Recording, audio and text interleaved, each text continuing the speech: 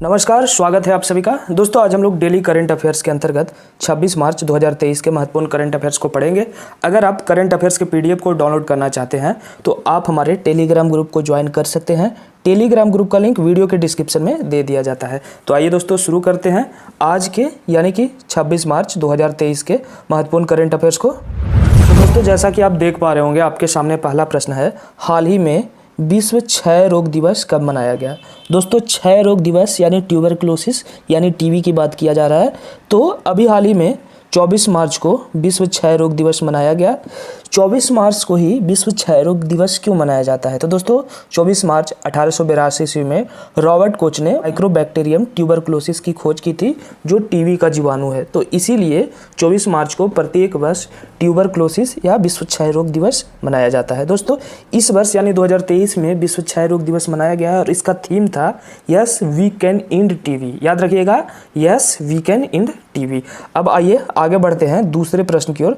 दूसरा प्रश्न है, गृह मंत्री अमित शाह ने कहाँ मादक पदार्थ तस्करी पर क्षेत्रीय सम्मेलन की अध्यक्षता की।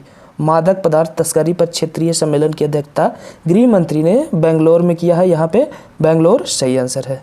दोस्तों, आइए आगे बढ़ते हैं तीसरे प्रश्न की ओर। तीसरा प्रश्न है, हाल ही में किसने क्रिकेट फैंटेसी स्पोर्ट्स ऐप क्रिक पे लॉन्च किया है। दोस्तों, क्रिक पे जैसे ड्रीम 11 एक फैंटेसी ऐप है, उसी तरह से क्रिक पे को भी लॉन्च किया गया है। ये भी एक फैंटेसी ऐप है और इसे किसने लॉन्च किया है ये पूछा जा रहा है। तो दोस्तों, इसका आंसर होगा अशनीर ग्रोवर। जी हाँ, ये वही अशनीर ग्रोवर हैं जिन्होंने भारत पे को लॉन्च किया था। तो अशनीर ग्रोवर इसका सही आंसर है। आप फिगर में देख सकते हैं, यही है अशनीर ग्रोवर। अब आइए आगे बढ़ते हैं चौथे प्रश्न की ओर। चौथा प्रश्न है, किस राज्य सरकार ने पेयजल स्वच्छता में सुधार लाने के लिए फ्रांसीसी एजेंसी के साथ समझौता किया। दोस्तों, इसका आंसर होगा हिमाचल प्रदेश। जी हाँ, हिमाचल प्रदेश ने पेयजल स्वच्छता में सुधार लाने के लिए फ्रांसीसी एजेंसी के साथ समझौता किया है। अगर बात करें हिमाचल प्रदेश की, तो हिमाचल प्रदेश में अभी हाल ही में विधानसभा चुनाव हुए और वहाँ कांग्रेस पार्टी ने सरकार बनाई है। सुखविंदर सिंह सुक्खू मुख्यमंत्री बने हैं और वहाँ के राज्यपाल यानी हिमाचल प्रदेश के राज्यपाल शिव प्रताप शुक्ला हैं। याद रखिएगा, शिव प्रताप शुक्ला राज्यपाल हैं और सुखविंदर सिंह सुक्खू वहाँ के मुख्यमंत्री हैं। अब आइए आगे बढ़ते हैं पांचवें प्रश्न की ओर। पांचवा प्रश्न है, किस राज्य के मुख्यमंत्री ने राज्य युवा नीति और युवा पोर्टल का शुभारंभ किया। दोस्तों, इसका आंसर होगा मध्य प्रदेश। मध्य प्रदेश के मुख्यमंत्री ने राज्य युवा नीति और युवा पोर्टल का शुभारंभ किया है। मध्य प्रदेश के मुख्यमंत्री कौन है? तो शिवराज सिंह चौहान। याद रखिएगा, तो इन्होंने राज्य युवा नीति और युवा पोर्टल का शुभारंभ किया है। अब आइए आगे बढ़ते हैं छठे प्रश्न की ओर। छठा प्रश्न है, हाल ही में संयुक्त राष्ट्र जल सम्मेलन 2023 का उद्घाटन कहाँ हुआ। दोस्तों, इसका आंसर होगा न्यूयॉर्क। जी हाँ, न्यूयॉर्क में इसका उद्घाटन हुआ है। ये जो संयुक्त राष्ट्र जल सम्मेलन है, ये 50 वर्षों में पहला जल सम्मेलन है और इसका जो आयोजन है वो तजाकिस्तान और नीदरलैंड ने मिलकर किया है। तो याद रखिएगा, संयुक्त राष्ट्र जल सम्मेलन 2023 कहाँ हुआ? तो न्यूयॉर्क में। न्यूयॉर्क कहाँ है? यूएसए में। ठीक है, अब आइए आगे बढ़ते हैं सातवें प्रश्न की ओर। सातवां प्रश्न है, भारत और किस देश ने अरब सागर में संयुक्त सैन्य अभ्यास कोंकण आयोजित किया। दोस्तों, कोंकण जो संयुक्त सैन्य अभ्यास है, इसमें भारत और यूके की नेवी भाग लेती है।